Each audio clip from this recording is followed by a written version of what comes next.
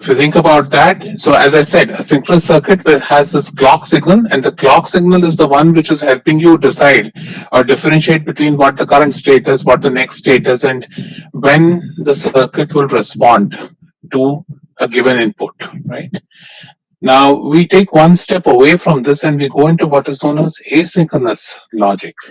And so what is the difference between synchronous and asynchronous? In asynchronous logic, you don't have a clock, right? So the state of the system is determined by the inputs only, inputs and the previous state, if you will.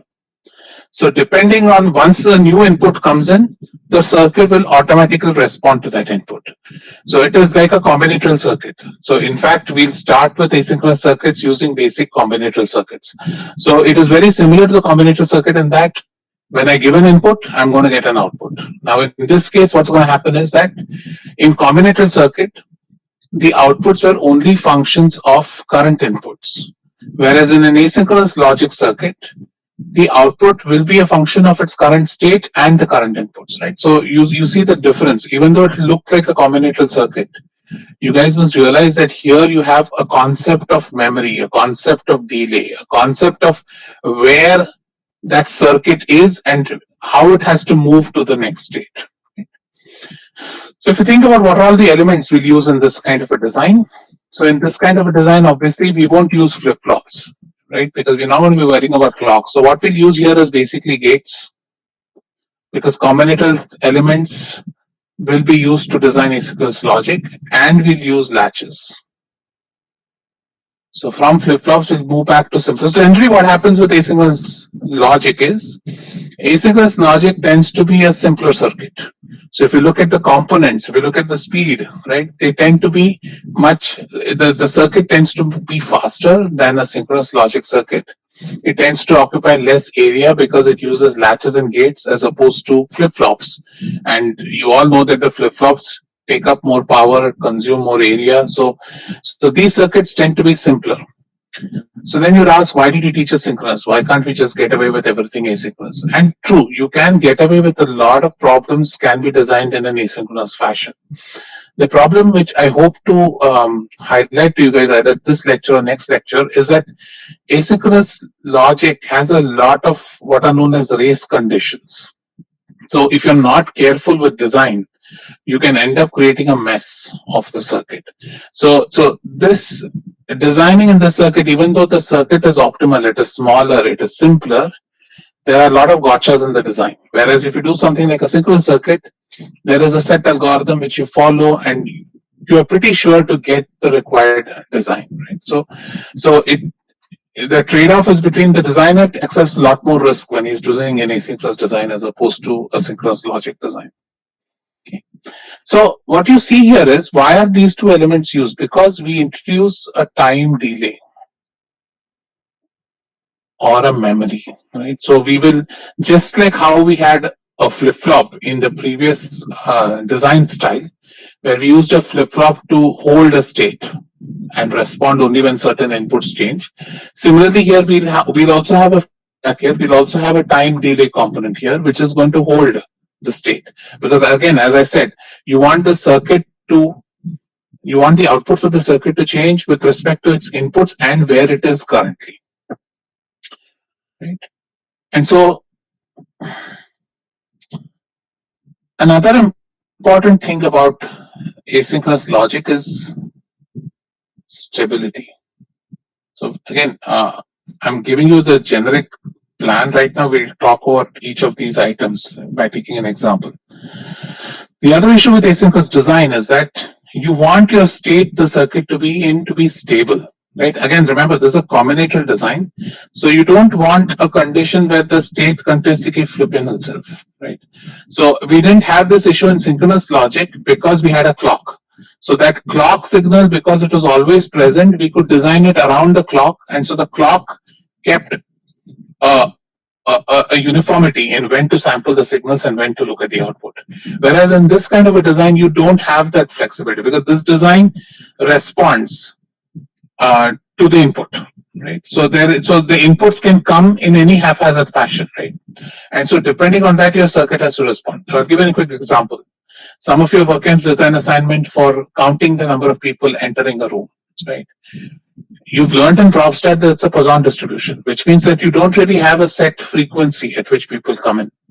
So you can definitely design that circuit as a synchronous circuit where you have a clock, and at every clock instant you determine if a person has tripped the sensor or not, and based on that you either increment the counter or decrement the counter.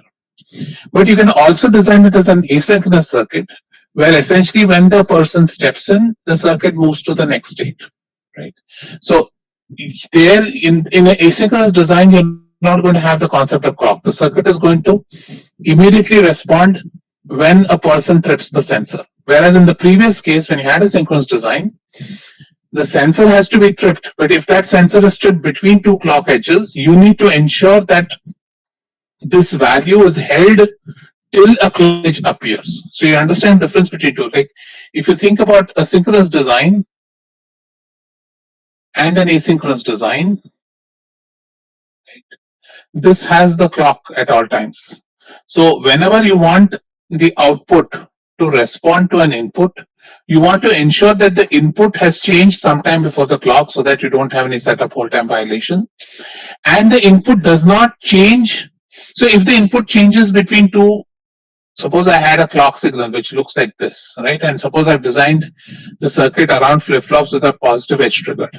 So if I have an input which does something like this, right? This circuit will essentially be transparent to this input. Why? Because this circuit is going to sample the input at this point, and it is going to sample the input at this point, right? And at both these points, if the input is the same, my circuit does not see this blip in the input.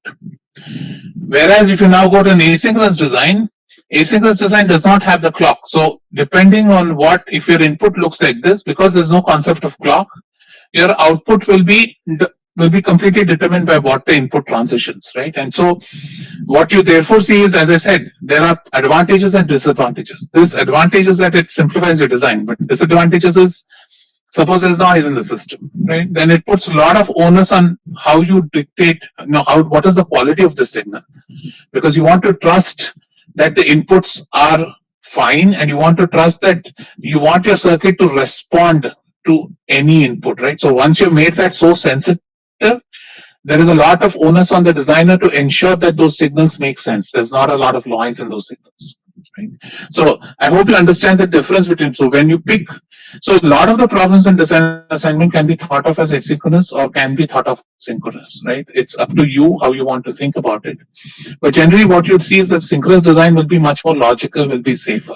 You can also try and think about an asynchronous design, but you see that that will be very hard to implement. But hopefully in the next few lectures, you guys will get an idea as to how to do that.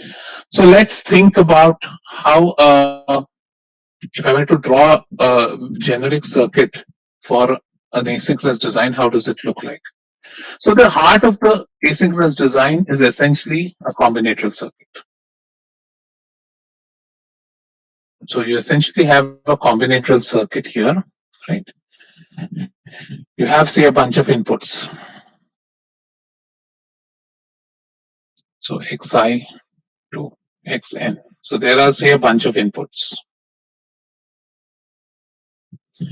And you'll have a bunch of outputs, right? So Kritik will come back to all this. I'm going to teach you SR latch, and we're also going to see what happens with the SR latch. So just hold on for a lecture or two.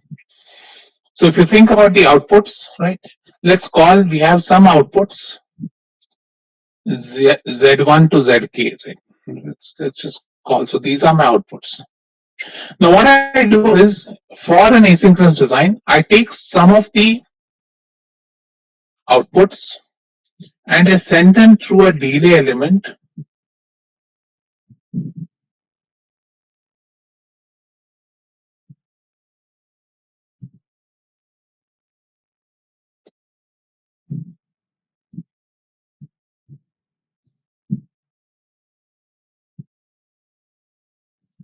So let's call these outputs as Y1 to Ym. And these, remember, this is a delay. A delay element is only thing is it's delaying.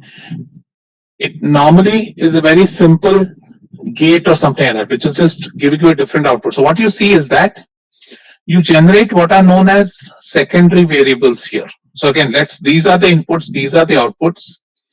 These values which are taken, which are part of the feedback, the general term used for these are excitation variables.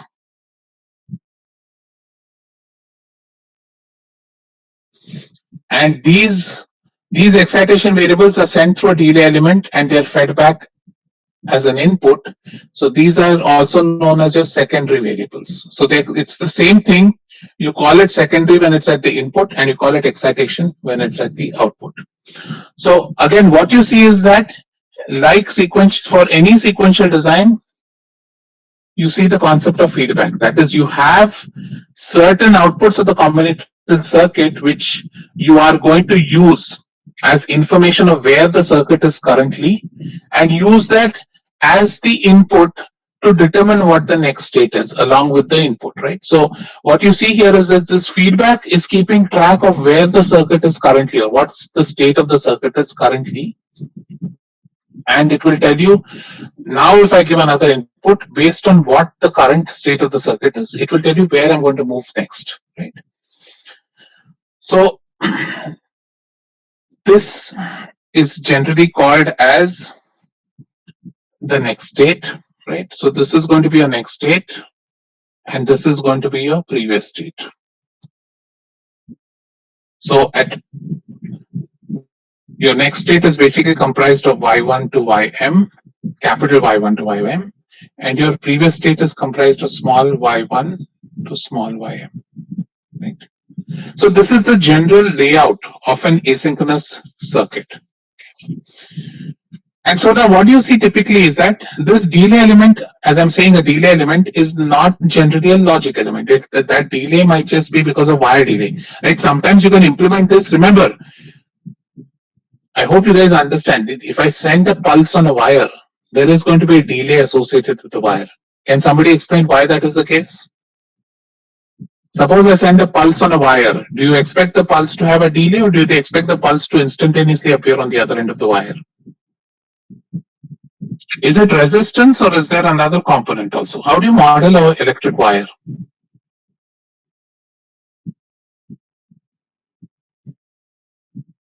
So if I ask you to model a wire, would you model it as a resistance or is there something that another?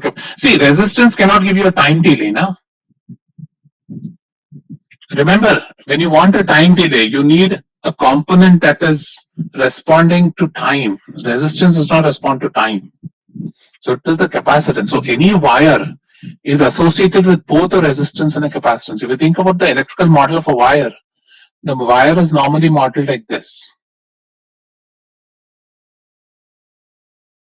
And you'll revisit this again in all classes going forward, that the wire can be modeled as a bunch of resistors and capacitors in series. Right? It's a distributed RC model of a wire. Right? So you would have seen where we can lump it as 1R and 1C, or you can lump it as two elements as a T model, or a pi model, or as an infinite resistance model. Right? So generally what you see is a wire comprises of a resistance capacitance. And so when I say delay, I can introduce a delay in the circuit also by just sending it along a long wire. So normally what happens is that when the circuit is in steady state, so let's think about two states of the circuit. One is when it is in steady state and when it is transitioning. So when the circuit is stable, it's in steady state, right? When I say the circuit is stable or it's in steady state, what do I mean? I mean that all the inputs have come in, the inputs are not changing anymore.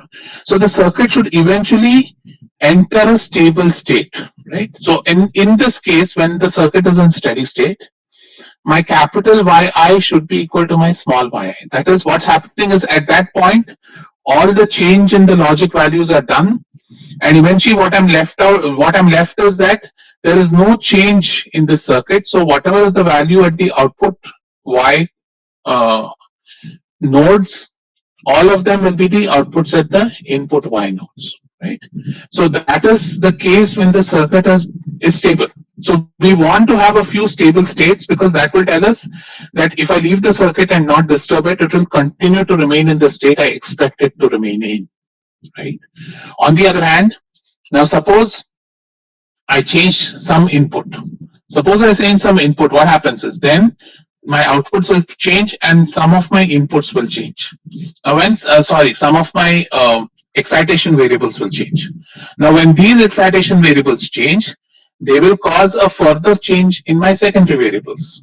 And now the circuit has to respond to a change in both the input and the secondary variable. So it might find a new state. So this process will continue until you hit a stable state at which the output and the input equal each other, right? So that is how you transition from one stable state to another stable state. So let's recall what we're doing. You are in a stable state. When you're in a stable state of the circuit, it means that all your inputs, outputs, and your secondary and excitation variables are all not changing with time. They have entered a stable state, so they're all in equilibrium with each other, right? Which means that all the Boolean expressions are satisfied. Now, when I now want to change this circuit to another state, what do? I change the input. Now, when I change an input, it has so happened that based on what the circuit is, let me just go to a pointer. Based on what my inputs are, some of my outputs are going to change. More importantly, some of my excitation variables will change. When these excitation variables change, they will, through a delay network, they will come again to the input, right? And so now you have a combinatorial circuit where this input has changed once, but now my secondary variables also have changed. So that might change these further, but eventually this circuit has to get to a stable point when my capital Y's are equal to my small y's, right? So that is what I mean when I say I'm going to transition, right?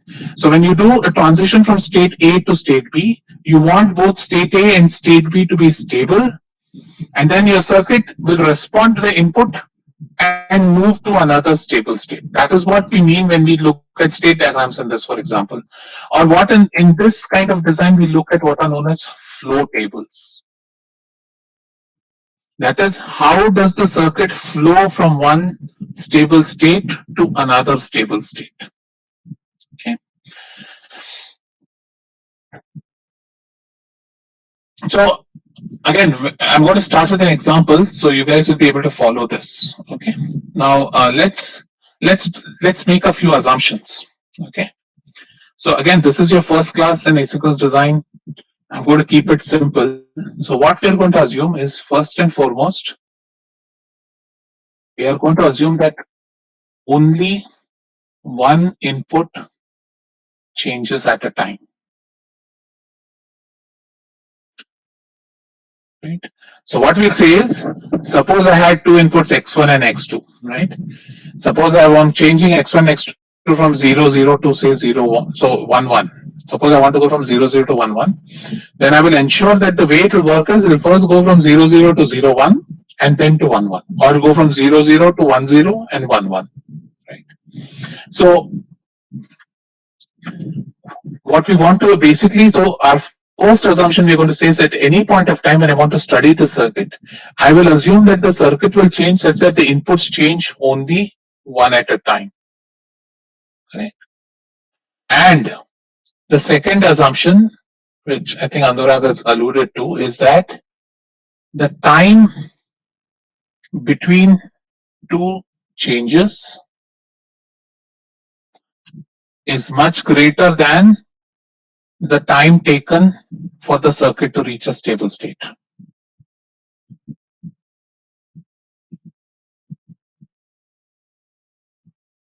Right? Which means that the input doesn't change faster than how the circuit can respond, right? So we will always assume that the circuit responds the fastest, and the input will change always slower than the speed at which the circuit can respond to this. Okay, so these will be the two assumptions we'll do, and when we do these assumptions, the way the circuit evolves, it is known as the fundamental mode. I mean, you can recall your wire or harmonic oscillations. So what we're doing is we're making very simplistic assumptions because we're going to look very at basic circuits, and we're going to say that only one input changes at a time, and the time the circuit responds the fastest. That is, whenever the input changes, for the before the next input comes in, this circuit has already stabilized to its stable state, right? Right. And yes, Adarsh, you're right. At stable states, we're going to say that the input output excitation variable, that is all the capital Y's, are equal to the secondary variables. So let's start. So easier to start with an example. So let me, again, I'm going to follow a textbook example. So if you guys have a textbook, you can keep that open and follow it. Um, let's take, so again, as I said, we can do these designs using both latches and using gates. So what we'll do is let's start with a gate one because they're simpler to analyze, and then we'll do latches. So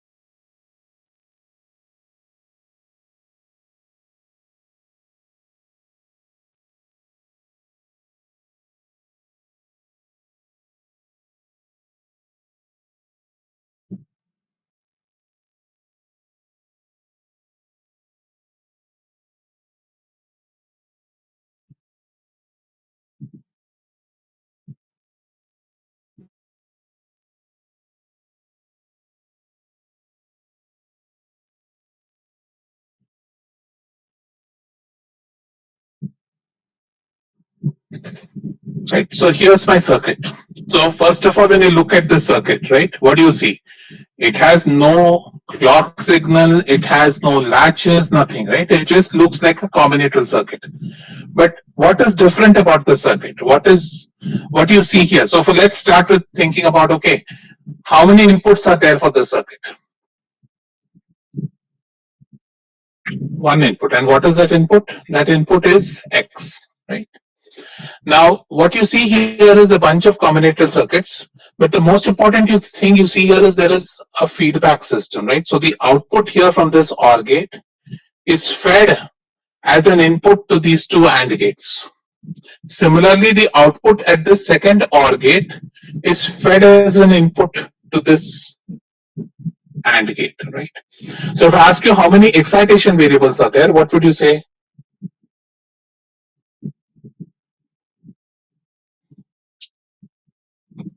Two variables, right? This is your capital Y1, let's call it. This is your capital Y2, right? Now here the delay is coming purely from the wire, so we will call this point as small y1 and this point as small y2. So here there isn't any intentional delay element I put, it is just the wire, right? So now what you see here is this is a pure combinatorial circuit, right? So what you see here is if the circuit has to be stable, then basically means that the Boolean the value of y1 should be equal to the value of small y1 when the circuit is stable, right? Everybody following? So what we do is let's try and first identify what the Boolean expressions for y1 and y2 are. So, so the output of this gate is x y1 This is going to be X bar. Output of this gate is going to be X bar Y2, right? This is Y1 bar, sorry, this is Y1 bar, and this is X, so it is X Y1 bar. Right? So these are the three outputs of the NAND gate. And so if I write Y1, my Y1 is written as X times small y1 plus X bar times Y2, right? I'm taking the OR gate, the two inputs of the OR gate are XY1 and X bar Y2. Similarly, if I write the Boolean expression for Y2, the Boolean expression for Y2 is written as X bar Y2 plus X Y1 bar. So what is this? This is the transition equation. Eventually, this circuit should stabilize in such a way that in the stable state, Y1 and Y2 will be, sorry, Y1 and small y1 will be equal, Y2 and small y2 will be equal. So you can think of this as like linear equations, right? You're solving a system which has two inputs, two outputs. And you're basically trying to find the solution at which the capital letters are equal to the small letters. Those are going to be your stable states, right? Which means that anytime X changes, right, this will change and this circuit will cycle itself till eventually it will get to a condition when both capital Y and small y are the same, right? So what do you do in something like this? So let's write that. So at the stable state,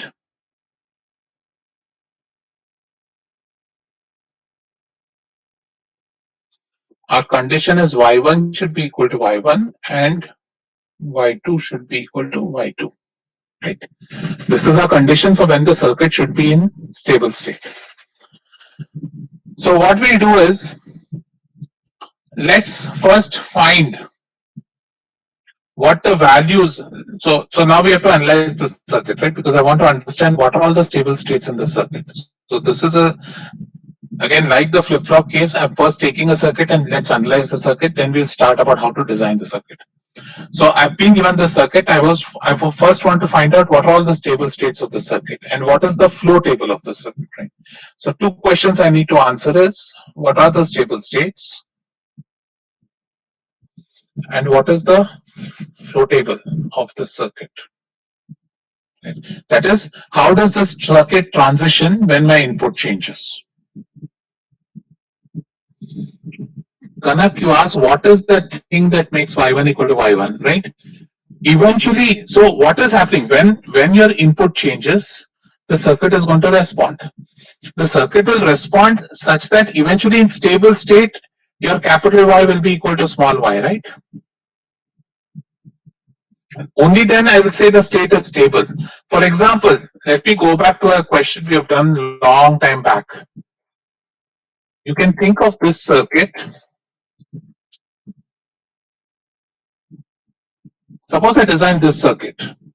Is this a stable circuit?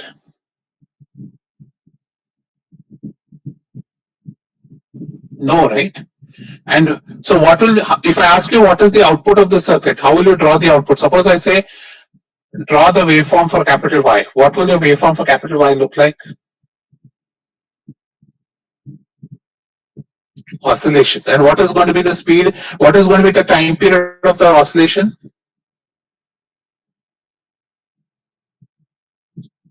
So the oscillation time period is going to be dependent on the propagation delay of the gate, right? So now, Kana, going back to your question, right? A simple circuit like this also you see is oscillating, right? Whereas on the other hand, if I design a circuit with two inverters, is this a stable circuit?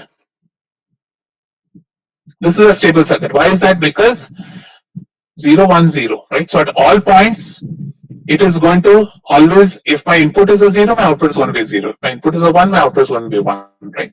So if you look at these two circuits, right, what you see is that for it to be stable, whatever is at this point has to be the same value at this point, right? But there is some finite delay for this. This is the input to the gate, so it takes some time for this input to the gate to change that output. So this, now I'm just extended this concept to a circuit which has multiple gates. So all I'm saying is that when you have multiple paths for input to output, we need to ensure that all those paths eventually stabilize and that will tell us what the stable state of the circuit is. Is that clear? As if you ever get confused, go and look at these inverter circuits. Then you should be able to, hopefully that will help you understand what is happening in asynchronous circuit. Okay, so let's go back here. So now what I want to do is, so when I want to find out what the stable states are, let me first assume that I don't know what y1 and y2 are. Let's find out what y1 and y2 should be for a given input combination here. So what I'll do is I'll construct two tables. I construct first table. So this is x, this is y1 and y2. Right. So y1, y2, how many values it can have? It can have up to 4 values, right? Because it's a 2-bit variable. X is a single bit variable. So it can have a value 0 or 1, right? And this is going to be 0, 0, 0, 1, 1, 1, and 1, 0. I'm constructing a K-map for y1. Right. So let's construct a K-map for y1. So what does this show? Fill in the value for y1. For y1, when you fill in the value, what do you get? In the first case, when y1 and y2 are both 0 and x is 0, when x is 0, this term goes to 0, y2 is 0, this term goes to 0. So in the first condition, I get this as a 0. Similarly, when x goes to 1, but both y1 and y2 are 0, the term remains 0. So let's fill in this table. Please double check my work. This is 1, 0, this is 1, 1, and this is 0, 1. Right. So all I've done here is I've written the K-map for y1 because I know y1 is a function of x, small y1 and small y2. Right? So I want to find out the stable state. So let me first figure out, okay, how does y1 look for all the various combinations, input combinations I have. Similarly, let's do a table for y2.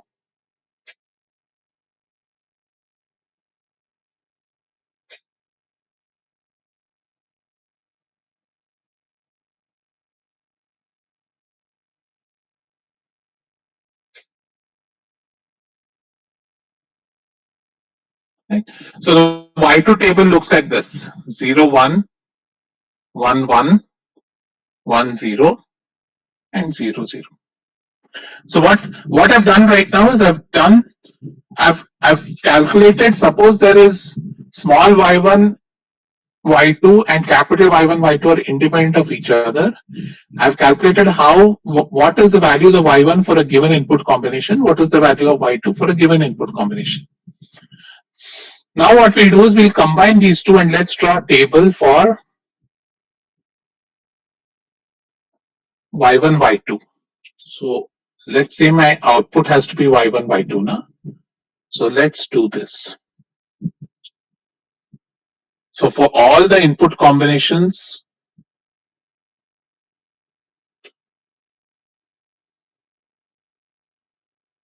so in the first cell, when y1, y2 and x are all 0, capital Y1 is going to be 0, capital Y2 is going to be 0.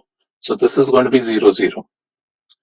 And similarly, this is going to be 0, 1, right? 1, 1, 0, 1. 1, 1, 1, 0, 0, 0, 1, 0. Right?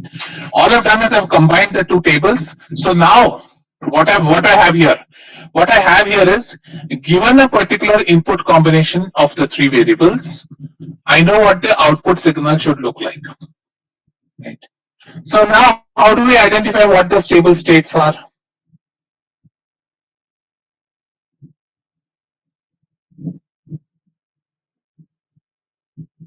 So in this case, can you guys give me one example of a stable state? Looking at this table. Correct, right? For example, what you're seeing here now is, what I take for stable state, you want capital Y1 should be small y1 and capital Y2 should be small y2. Right? So let's consider this example when x, y1, y2 are all 0. Right? When x is 0, y1, y2 are both 0, then my capital y1, y2 continue to remain 0, 0. Right? So in this condition where my y1, y2 is 0, 0 and my capital Y1, Y2 is 0, 0, the circuit is stable. So what I see is when x is equal to 0 and when y1 and y2 are both 0, then I am in a stable system. So that is this circuit, right? If x is equal to 0 and these 2 points are at 0, then this circuit is stable.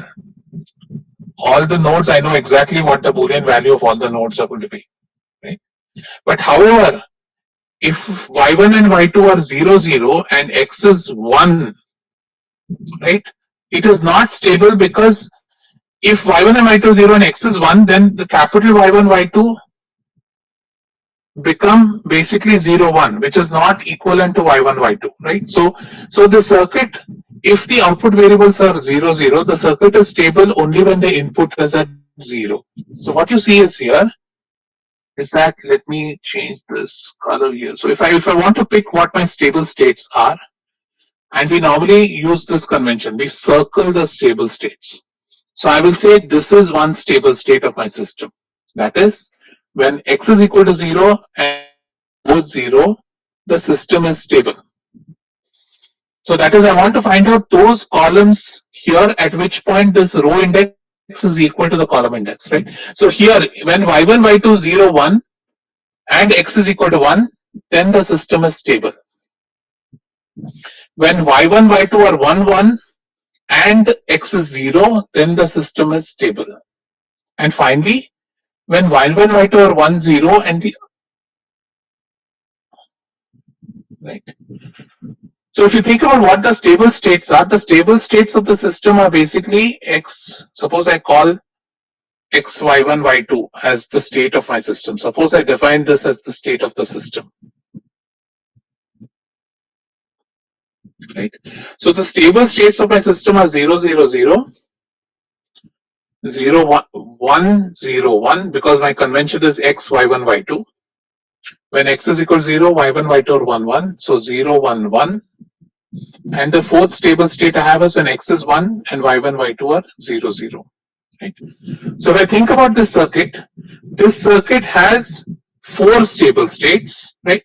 And the 4 stable states are essentially 0, 0, 0, 1, 0, 1, 0, 1, 1, and 1, 1, 0. That is, if my x, y1, y2 are in these combinations, they will continue to remain in these combinations, right? That circuit is stable. Right?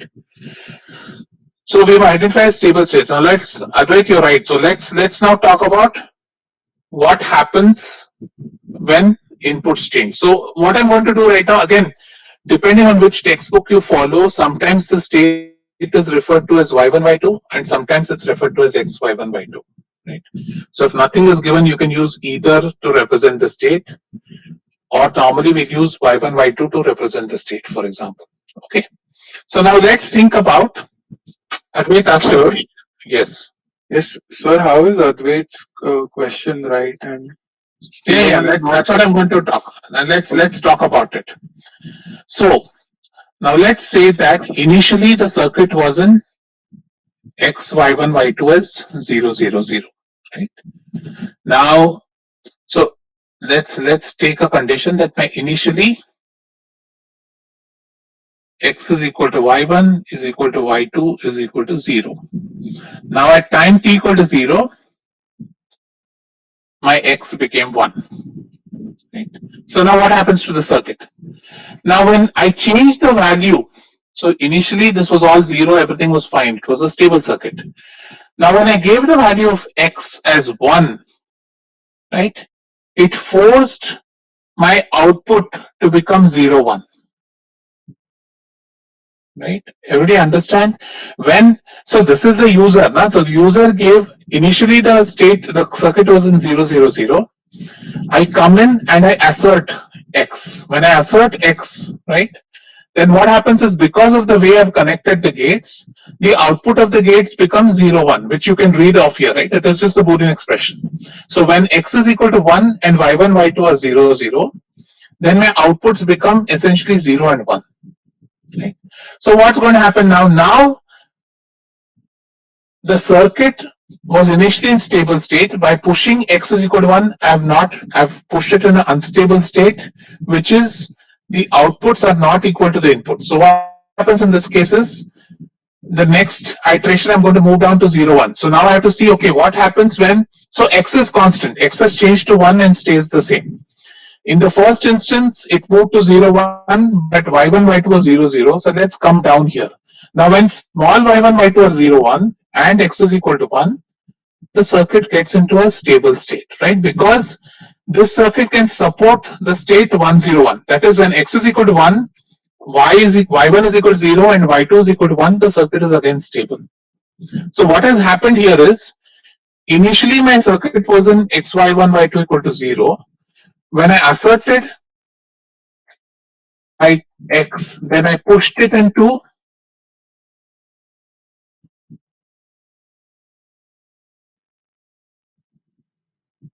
right? So again, what you see here is that the circuit moved to a different state primarily because of the fact that the circuit was not stable with y1, y2, 0. Nishant, is this clear? Yes, sir. Can it also go to the second, like 1-0 state? Let's talk about it. So why should it go to the 1, 0 state? So let's see what happens. So why won't it go to the 1, 0 state?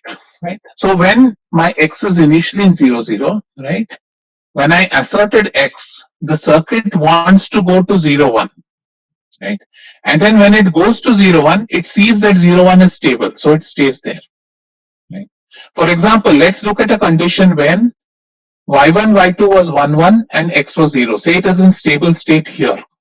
Right? This is a stable state, all of you agree, right?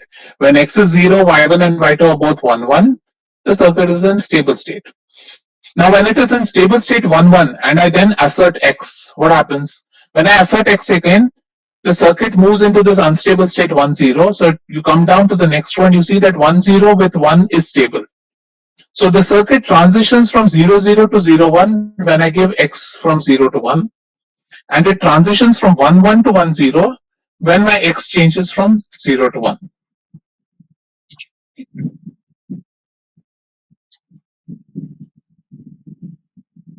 So now let's talk about, let me draw this table again and let's talk a little bit about this table.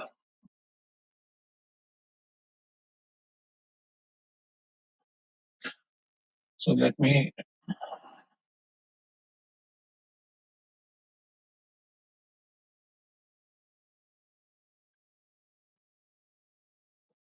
so this is your x, y1, y2, 0, 0, 0, 1, 1, 1, 1, 0, 0, 1. Our stable states were 0, 0, 0, 1, 1, 1, 0, 1. This was stable. 1, 1, 1, 0, and 0, 0, 1, 0, right? Okay. So let's start initially with, so at time say t equal to 0, x was 0, y1 was 0, y2 was 0, right? So this was a stable condition of this circuit. Now at say time t equal to t1, I asserted x as 1. Then what happens? Then we saw that when I assert x is equal to 1, when I'm in state 0, 0, I go into state 0, 1. So at that point, I go into state where x is equal to 1, y1 is equal to 0, and y2 is equal to 1. So now this is again a stable state of the system. Now let's assume that now that I pushed it into this state, let me now make x, so say time t equal to t2, I deassert x again. I make this x back to 0. When I make x back to 0, what happens? When I make x back to 0, let's see what happens here. So initially it's in stable state 0, 1, 1, right? Now I've brought x back to 0. So what happens? The circuit wants to go to 1, 1, right? But 1, 1 and y2, y1, y2 equal to 0, 1 and capital Y1, y2 equal to 1, 1 is not a stable state. So you come down to the next row when small y1, y2 is 1, 1. At that point, capital Y1, Y2 is also 1, 1. So at time t equal to 0, right? When time t equal to t2, when I've deasserted x back, then essentially I go into the state x is equal to 0, y1 is equal to 1, and y2 is equal to 1. Right? And now again, now what happens? Suppose I now assert x again. When I assert x again here, it goes into 1 0. And when I'm in 1 0, if I deassert x again, it will come back to 0 0. So what you see is depending on, so again, key point you want to remember in the asynchronous circuit is that the circuit only responds to inputs, right? There is no concept of a clock, right? So the transition of states will occur only when an input is given to the circuit.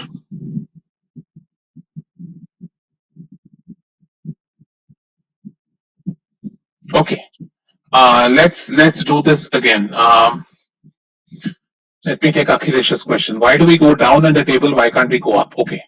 So let me ask you this question. Suppose I'm in x is equal to 1, y is 1 is equal to 0, y2 is equal to 1. Suppose I'm in this state. Is this state stable or not? Akhilesh, is this state stable? It's stable, right? So now when I make x is equal to 0. After the state, I make x is equal to 0. So when I make x is equal to 0, what happens to the outputs? Right? So at time, say some time I make x equal to 0. So what happens to the output of the circuit? So initially it was in this state 0, 1. When I made x back to 0, what happens to the outputs of that circuit? They go to 1, 1, right? So what you're seeing is that instantaneously, if I assume like there is some finite propagation delay of the gates, after the propagation delay of the gates, right, my output of the gates become 1, 1. But that is assuming that my input of the gate was 0, 0, right? So what happened here was the input of the gate was 0, 1, and then I made x is equal to 0. What has happened therefore is that the output has gone to 1, 1. Right? So that output now shows up as an input again. Right? This is what is happening here, right? If you go back here, when initially assumed y1, y2 were both 0, 1, right? Now I made x is equal to, from 1 I brought it down to 0. When I brought it down to 0, y1 and y2 went to 1, 1. But I know that y1 and y2 are 1, 1, y1 and y2, small y1, y2 are 0, 1. So it's an unstable state. So what I do is therefore, in the next time when I'm studying the circuit, I will ensure that this y2 is 1, this y1 is 1. So the next state I'm going to look at what happens when x is equal to 0, y1 is equal to 1, y2 is equal to 1. So what I'm doing here is, you look at the flow table, I'm saying that after 0, 1, so this was a stable state. Now when x is equal to 0, I push it into this stable state, which is 1, 1. But 1, 1, capital Y1, Y2, 1, 1 makes small y1, y2, 1, 1, right? So I come down to the next row, which is the small y1, y2 equal to 1, 1. And there I see that when small y1, y2 are 1, 1 and x is equal to 0, it is a stable state of the system. So the circuit transitions from 0, 1 to 1, 1 and then to 1, 1, 1, 1, which is stable. Is that clear? So that's why I went down. So we'll do other examples where you might have to go different ways. There will be examples when the circuit will oscillate, where it's not necessary that it will have a stable output. So Karthik, how do you initialize these circuits? Good question. So typically what we do is we will always have a reset signal. So this circuit is not a usable circuit. In reality, you will always have a reset signal associated with that, or you will set x, y1 and y2 all to be 0, 0 and ensure that 0, 0, 0 is a stable state of the circuit. Manthan, correct. If for example, if this term had been 0, 0, right, as Manthan said, suppose I was initially in this state, right, and suppose I gave this, suppose this for some Boolean expression made back to 0, 0, then in that case, by bringing x equal to 0, I would have pushed it back into this state 0, 0, not 1, 1. Okay. All right. So we'll stop here. I'm run out of time, and we'll continue with this on Friday. So again, remember, whenever you think about the asynchronous circuit, first thing is draw this table. So find out what the Boolean expressions for the two output signals are, then draw the flow table, and from the flow table, then you can identify what the stable states are. So always for stable states, whatever is in the input should be equal to what is in the output.